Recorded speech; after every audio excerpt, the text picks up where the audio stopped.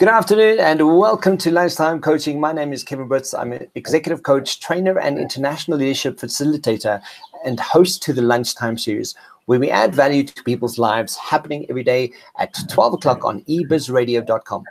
Today, we're chatting to a certified professional business and executive coach and transformational strategist who focus on creating transformational shifts and sustainable growth in organizations and individuals. Toyin Ademola. Toyin, how are you doing? I'm good, thank you, Kevin. Thank you for having me. And I love the way you pronounced my name, just like a native. So yeah, thank you. Thank you for having me. I was so worried about it. Like I was practicing, like, say it right, say it right. No, you did. You hit it on the head. Fantastic. Toyin, so please tell us who you are and what it is you do. Okay, so you already said my name. My name is Toyin Ademola. I call myself a transformational strategist as well as a certified professional coach. Yeah. And the reason why I say transformational strategist is because at any point in life, whether it's it depends. Regardless of whether it's an organization or an individual, they need some sort of transformational growth. And that's what I'm here to provide. But I mix my own with strategy with actionable steps or building blocks for people to be able to succeed on purpose. So I don't go the traditional way of just asking questions. I actually provide roadmaps and building blocks for us to be able to sustain, not just to achieve that growth, but to sustain the growth. So that's what I'm all about, and that's what I do. I love that you use the phrase succeed on purpose. Yes, yes. Tell us why you phrase it like that, because I know that what we're going to talk about today is sort of directing you in that space. But I think a lot of people don't realize that what is your intention? What are you intentionally doing in this moment? And I think it's so important. Yes. The reason why I use the phrase succeed on purpose is because people know they want to succeed, or they have some sort of idea, right, that they want to succeed, but then they don't have what I'm going to use, the gravitas to actually make it happen. So it's just like somebody saying, oh yeah, I want to drive a Bugatti, right? And they don't have any game plan to help them get to the point where they can afford the Bugatti, to buy the Bugatti and then drive the Bugatti. But then, for me, it's differentiating between the wishes and actually wants and desires and drive. So succeeding on purpose means you have the desire, you have the drive, and you have the wants, and you're going to mix everything together to make it possible. But those who just want success, it's like, they're just dreaming about, I see Kevin driving a Bugatti and I want the same thing. And they don't know how you got there. Yeah, it's so important. I think, very, very often you find a lot of corporates also using catchphrases and, and they use a lot of, what do you call it? Like coaching modules, perhaps. And often they refer to them, but the moment you ask, okay, great, so tell me how this this profile or this technique you're using, how does it behave? And a lot of the time people kind of go, I'm not exactly sure what that means, right? So it's so important to be able to know what is that actual strategy you're using. Yes. What is the game plan, like you say? So, Toyin, just to sort of give people some insight, I mean, you've been doing this for some time now. As why get into this space, and what was it for you that sort of started driving you into becoming a coach and wanting to be able to help people? Okay, well, I've been doing this for about 4.5 years now. And I suppose for me, it's almost that link between, it's almost like minding the gap. There's always a gap between people's expectations and what they can actually do, or the organization's expectations and what they can actually produce. And most of the time they send people on training courses and everything. But I always say training is not a behavioral shifter. It's not going to change your behavior. So I can send 5 million people on 5 million leadership courses. And while they're in there, it makes sense. But the minute they leave, there hasn't been any aha moment for them. So it doesn't impact their behavior. They read about it and they go off. And so there's that difference. And I know what coaching did for me as an individual. So I decided, you know what? Let's try and push more of this out there. Let's try and push more of this value-driven activity out there, and hopefully get people to understand why they need more coaches, why they need to be on the button, and why they need to be specific about their success levels. Yeah, when I do it, because I currently still do a lot of training, and I'm very fortunate to be able to do that. And I never ever recommend it. I've done enough training in my life now to realize that if you don't have a coaching process assisting you with the training, training was just a good idea for that day or maybe that week. Yeah. And then, after that, everyone goes back to their usual activity, their usual ways of doing stuff. And it really becomes ineffective and a bit of a waste of money. So in terms of what we chatted about, I know that you've come up with a bit of your own intro session to something you want to share with us today. Yes. Please tell us why. And I know you've got a quote from Mark Twain. Don't you want to sort of start that off for us and give us a bit of insight on where this comes from and why you've put this together? We all know the difference between lightning and a lightning bug. Lightning bug is, it's a small insect. If you close your eyes or you blink, you miss it. However, if you see lightning being struck, you would know what it is. If you get hit by lightning, you would never forget it. So there's a big difference between seeing lightning strike or a lightning bug, and that's what I'm trying to bring out in terms of how we introduce ourselves, whether it's coaches, salespeople, professionals, anything we do. It's about actually creating the right moment, creating the right audience, and creating what the listener wants to hear. Most of the time, individuals use the traditional elevator pitch, which is, oh yes, my name is Toyin Ademola, and I'm a professional certified coach. These organizations or CEOs or key decision makers have heard this all the time. But then the thing is, how do we differentiate ourselves in an audience of 500? And that's where I came up with the VATOR pitch, which is precise, it's challenging, it's future focused, and it is future relevant. And that's how I came up with it. And I'm sure before you ask me, I'll tell you what the VATOR actually means. It's taken from the traditional elevator pitch, and I shortened it to VATOR. The V in VATOR means visualization, visual simulation, which I will give an example of in a minute. The A means activate the listener's awareness. The T means test the listener's interest by asking a question. The O means show them the opportunity, and the R is actually the results. Show them the results, articulate your unique value proposition or your unique value indicator, so you stand out from the crowd. Please give us an example of the visualization activation. Run us through exactly how this, why this is important and how you put it together. And because I think, when people out there listen to this, a lot of the time, what we want to be able to do is enable and add value, and I think, a lot of people will take some value away from understanding exactly what your entry point is here. Okay. All right. So I'm going to start with the traditional elevator pitch. Yeah. Right. The traditional elevator pitch would be, hi, my name is Toyin Ademola. I help companies like yours increase production by up to 30% without additional costs. Yes. Right. That's the traditional one. It doesn't mean anything to the listener. The listener will probably tell you something like, okay, yeah, right. Thank you. I'll get in touch. But you haven't created anything. Now we go back to the VATOR pitch strategy. Remember, I said the V is visual stimulation, right? The A is activate. The T is test the listener's interest by asking a question. O is show them the opportunity. And R is show them the results. So I'm going to do it now using the VATOR pitch way, right? So I meet somebody and the person says, oh, so what do you do? First thing I'm going to do is create visual stimulation. So I'm going to go with the question mode, right?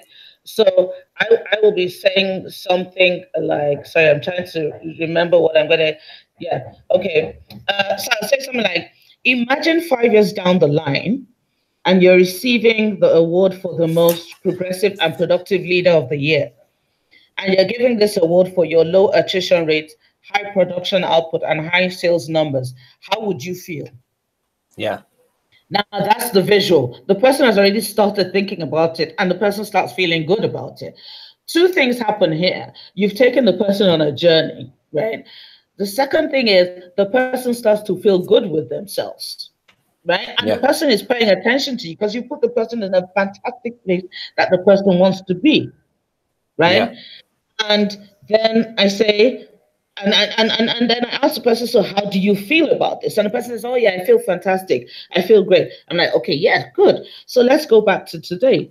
What do you think the challenge is to you achieving that dream? Yeah. And what I've done is I've done the V, that's the visual stimulation. I've activated the person's brain where the person is thinking about it. And I've tested the listener's interest by asking that question. What do you think the challenges are to stopping you from achieving that dream? Yeah. And automatically the person says, well, actually, yes. And once they've gone on that journey, they can see what it is you want them to see. They can see the potential of where either they themselves or their organizations can get to. If you understand what I mean, right? Absolutely, yeah. And then I show them the opportunity. Did you know that 90% of organizations I work with improve their bottom line and their attrition rates by 70%? Yeah.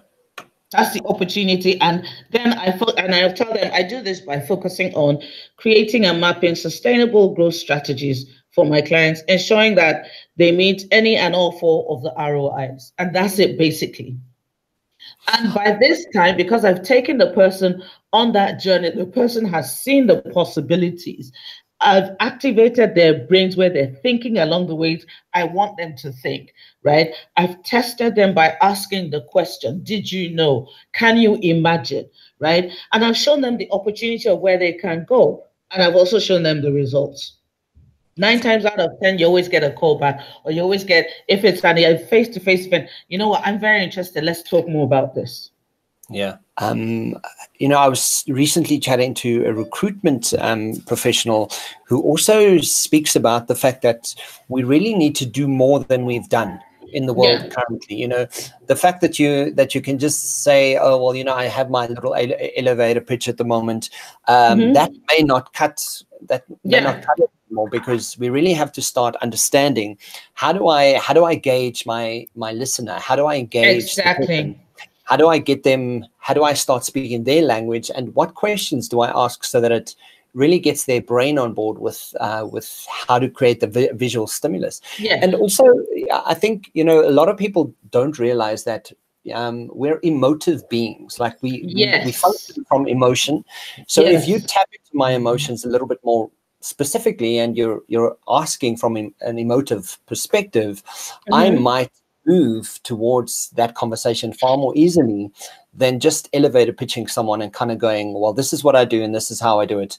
Are you interested? Yeah, you know, that's the interesting thing. We all know that we only do business with people we like, right? But to go with your point, we don't tap into that emotional aspect of it. Exactly. You know, we go there and we give them a recording. It's almost like a recording, actually. Somebody told me that. No, it's true. Because if you 5 elevator pitches, you've listened to all of them and they always come out the same way. Well, I always tell people it's almost like a strategy. It's a 5-minute strategy. Know who you're targeting and then know the first thing to ask. I've always said it. If somebody comes to you and they're talking at you, you tend not to even hear what they're saying. Yeah. Absolutely. But if somebody asks you a question, just like I did, can you imagine you being given $5 million grant for the best entrepreneur ever? The person will stop and listen. That, whoa, okay. Exactly. You know, that's a totally different. And what you're doing is, we all know that every entrepreneur wants to be given some amount of money or make money. We all know that that's what an organization wants to achieve, or any key decision maker. So you've keyed into what is that person's passion, what keeps that person awake at night. Yeah. And by asking those questions, you stimulated, and the person starts thinking, okay, yeah, this person really can help me. Absolutely. And I think, you know, that sentiment where people kind of go, nobody's interested in the product that you're selling. They're interested in why you're selling it. You know, why, you know, why are we even chatting? What is it that this is going to give me at the end of the day? And I think we need to kind of start embracing that. I really need to convey my conversation and really tap into what that why is for the person that I'm wanting to sell anything to. Yeah, Kevin, it's interesting you say that, and that's why I said when I was giving my example of the VATOR pitch, I mentioned the 4 ROIs, right? Yeah. Because a lot of the time, as business people, we focus only on one aspect of the ROI, which is return on investment, Yeah. right? Which is important, but then there's also return on impact. There's also return on input. There's also return on interaction. So we cut out all the rest and focus on one aspect. And that aspect we're focusing on at that point in time may not be what is paramount in the mind of the buyer, of the person we're trying to get to buy our services. So it's about actually, you said it as well. You said it earlier on, focusing on the individual. One pitch cannot cover everybody. It cannot be the same old thing for everybody. We have to be able to be flexible with our pitches and tune them, tweak them to suit each individual or organization we're going to meet. Absolutely. So, Toyin, one of the things that you have mentioned on the information that you've shared is the 4 modern types of Veda pitch. Do you want to touch on what those are and just share with us the insights on that?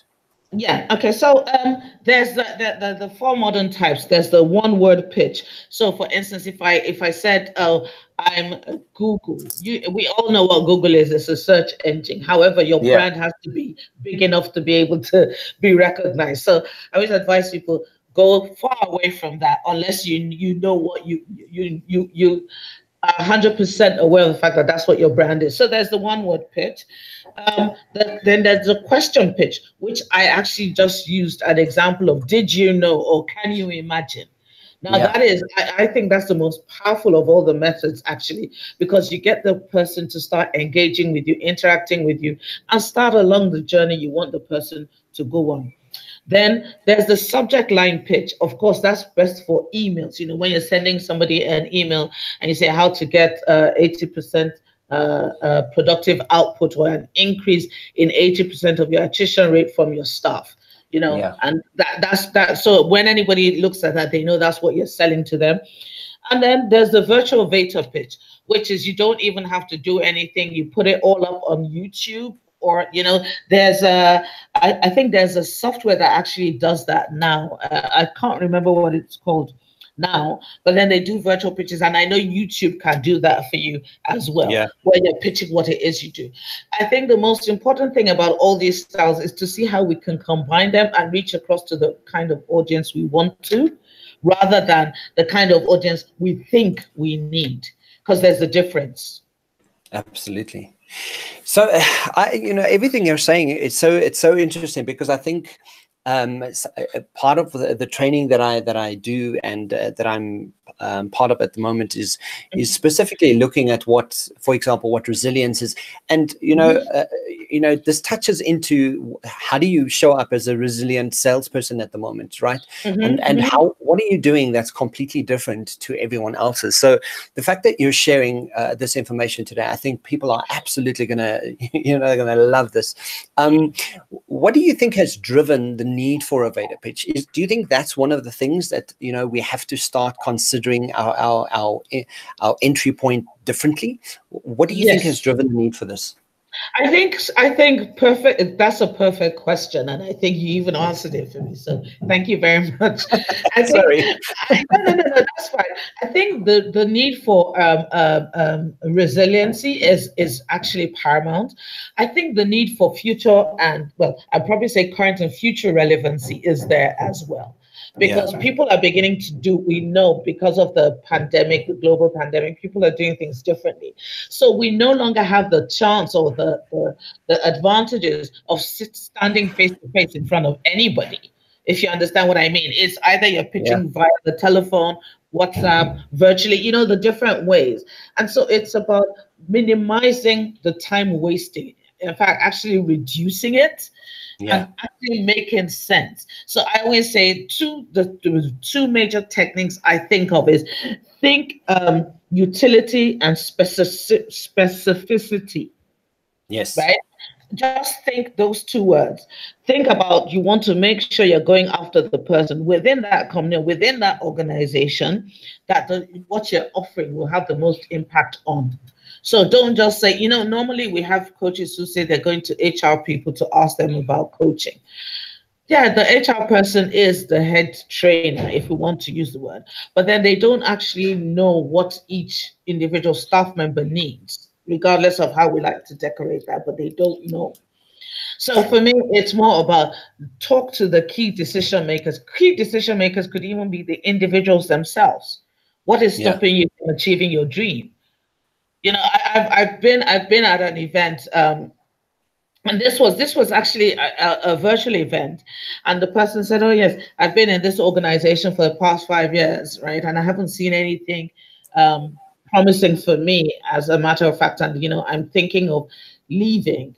And I said, "Oh, okay, that's interesting. So let me ask you a question." And he was like, "Yeah, go ahead." And I said, "What is stopping you from achieving your dream in that organization?" Yeah. And then he kept quiet. I was like, "Wow, okay. I don't know." And I said, "Actually, you do know, you just don't want to face it." So it's about hitting it directly. I know that as coaches, we're supposed to be, like, I won't say laid back, but subtle. But unfortunately, the way the world is changing now, we have to be more direct. We have to go for the juggler. And when I say the juggler, is kill the sales, hit it on the head. Say what it is we're offering and create the value streams, not just about, yes, this is what I do. Because most of the time we talk about what we do and what we want. It's not about what we do and what we want. It's about what we can do for the person and what the person can gain from us. That's the aspect we need to be pushing. And that's where really resilience comes into place. We need to have our thinking caps on.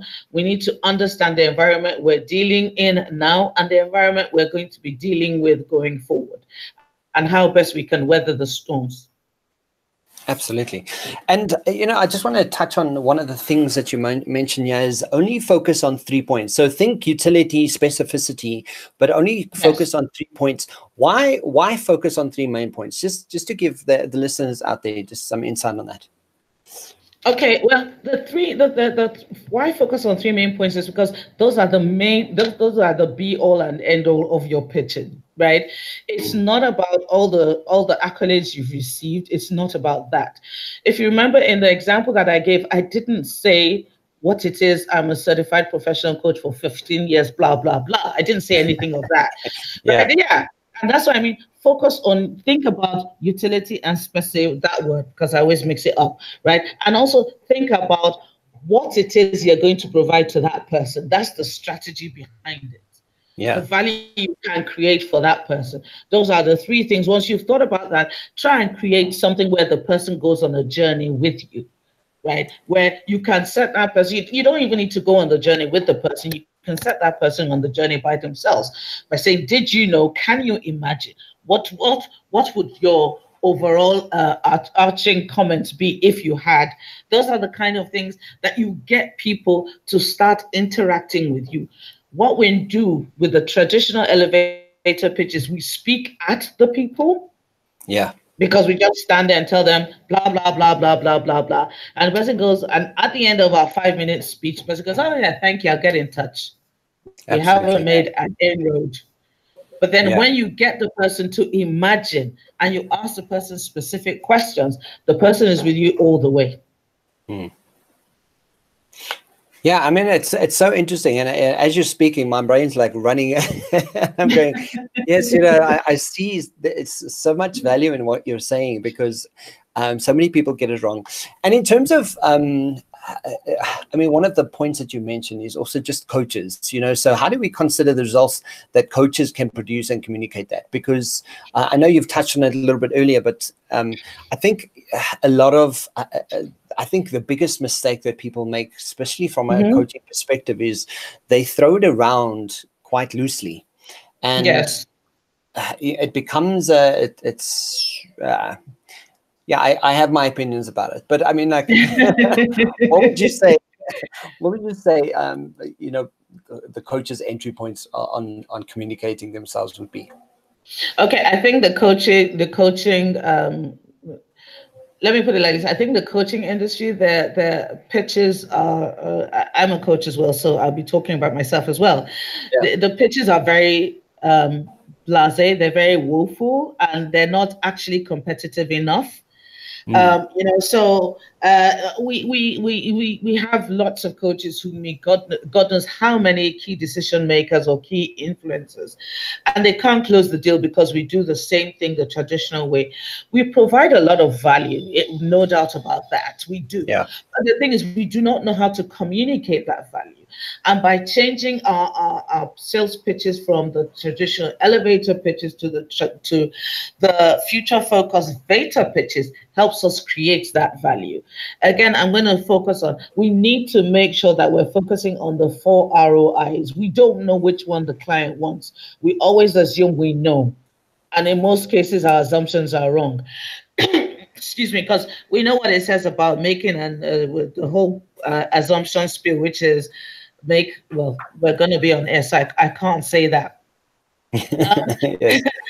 But we need to ensure that we are creating that value. We are taking them on that value trip that we can. We need to show them that we can articulate our unique value proposition, or what I call unique value indicator, to make sure that we stand out from the crowd. The example I gave before, I said, this is what I do and this is what I can create for you. If you understand what I mean, and that's what we need to do. Yeah. We should not put the closing of the sales in the client's hands. We have to do that ourselves, which is why I said we need to be more on top of what it is we do. And that's where, again, when you said before resilience comes in, that's where resiliency comes in, because we need to be power pitchers, if that's the word to use. Yeah. We need to be able to identify and articulate what it is we can do without drowning out the value we provide. Absolutely. Toyin, this has been such an interesting conversation, and thank you. And I'm sorry we couldn't have the full video of this, but at least the message that you're sharing with us is, I think it's definitely a takeaway for today. I'm absolutely, I'm literally sitting here listening to you, going, okay, cool. So how does that apply to me as well? I gotta rethink myself here. Mm-hmm. But Toyin Ademola, if you want to find out more about it, I'm going to share all your information in any case in the description box below. But if anyone wants to sort of find out more about you and who you are and what you do, where's the best place for them to go? I think the best place would be on LinkedIn. Unfortunately, I'm one of those people who, I do have Facebook profiles and stuff like that, but I don't use them. So it's either my email, toyin@skillsultants.com, or LinkedIn, which is linkedin.com/in/Oluwatoyin -Ademola. That's it on LinkedIn. Yep. Yeah, and as you mentioned, all that information will be in the description box below. So, Toyin, thank you for joining me on Lunchtime Coaching. It was so interesting. And in summary, take them on a journey. Know your ROIs, the 4 different ROIs, and absolutely start working on that VATOR pitch, because that's gonna drive the difference in your business today. Oh yes, definitely. Fantastic. Toyin, thank you so much. And I will chat to you soon. Thank you for making us time for us today. And I look forward to catching up with you again. Thank you very much for having me, Kevin. And I hope the information I provided is useful. I'll be glad for people to challenge me on this. I love a great challenge. So. Fantastic. Yay. Thank you very much. Get in touch. Yes, yeah, absolutely. Thank you. Thank you so much, Kevin. You have enjoy the rest of your day. And you. Thank you so much. Bye-bye. Thanks. Bye.